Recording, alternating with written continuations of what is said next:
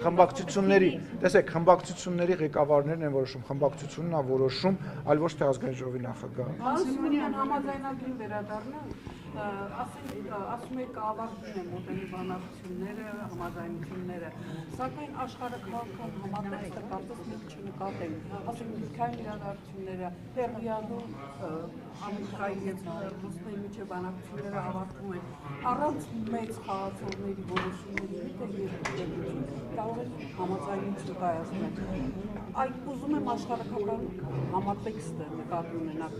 հարմար է մեր բանակցությունների ավարտին, այս պահին։ Այո, շատ հարմար է, հենց դրա համար էլ մենք բանակցությունները եւ այդ տեքստը պայմանագրի փակել ենք այլևս։ Սպասում մեծ պետությունների ԱՄՆ-ի եւ Ռուսաստանի որոշումներին աշխարհական։ Այսինքն ինչ աշխում, սպասեմ ինչ, սպասենք որ ինչ լինի։ Չէ, մի հատ օրինակ բերեք, էլի ձեր հարցի։ Օրինակ սպասում ենք, որ, չգիտեմ, Տրամպը զանգահարի եւ ասի եկեք կնքենք, բա ինչի պետք է սպասենք։ Որոշումները Ուկրաինայի հարցում Դա վարգելիս,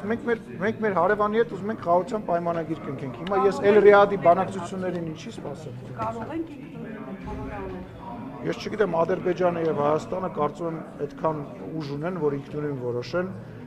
իրենց ճակատագիր։ Եթե ինչ-որ մեկը կուզենա դրան աջակցի, մենք տեսնում ենք, որ 50-ից ավելի հայտարարություններ կան երկրներից, ազգային ժողովներից, արտաքին գործերի նախարարներից, կազմակերպություններից, միություններից, ինչի պետք է։ Ես ուղղակի որ հարցը տալիս եք, նա տեսական օրինակ բերեք, որտեղ ձեր հարցը հաճախ ուղղակի ուզում եմ հասկանամ, ինչ կապ ունի Ուկրաինան, Հայաստանի, Ադրբեջանի խաղաղության պայմանագրի հետ։ Ո՞նց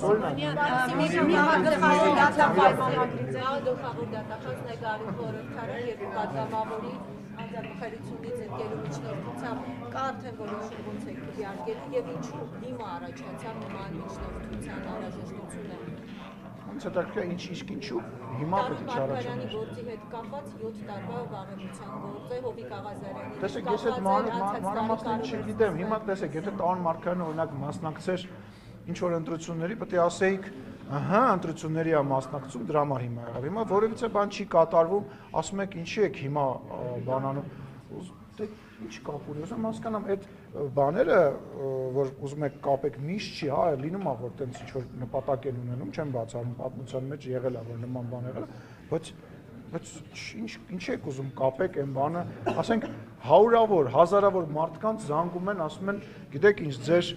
այդ տուգանքի հետ կապված խնդիր կա։ Հիմա բռնել եք, կապել եք Գյումրվա տեխնացուներից մեկի հետ, որ իշխանությունը տուգանքի միջոցով փորձում է Գյումրվա տեխնացուի վրա ճնշում։ Այսինքն ճնշման էլ ձև չկար, պետք է հենց այդ բանը տեղի ունենա։ Ոնց եք քվեարկելու։ Տեսեք, մի հատ բան ասեմ, ձեզ մի հատ տենց պատմություն կա, երբ որ վարչապետ Նիկոլ Փաշինյանը գտնվում էր ընդհատակում եւ որոշում կայացվեց, որ վարչապետը պետք է գնա դատախազություն, ես անմիջականորեն մասնակցություն եմ ունեցել այդ գործունեության մեջ եւ մեքենայով տեղափոխել եմ իրան դեպի դատախազություն, են հայտի տեսանյութը նկավ, ասաց բարև ձեզ, ես Նիկոլ Փաշինյան, դրանից ուղիղ 3 օր հետո ես նամակ եմ ստանում դատախազությունից, որից հրավիրում են դատախազություն։ Ես մտածեցի, որ իրոք դա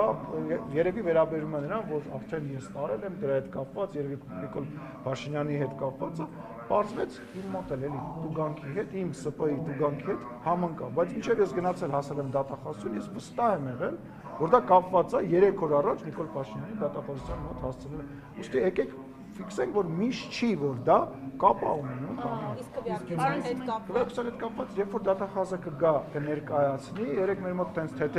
քննարկում ա եղել տենց չաթային մակարդակում, հա, իրար մեջ գրվելով, ով տեսել է, ով ծանոթացել է, խմբակցությունը կքննարկի եւ իր կարծիքը կհասցնի։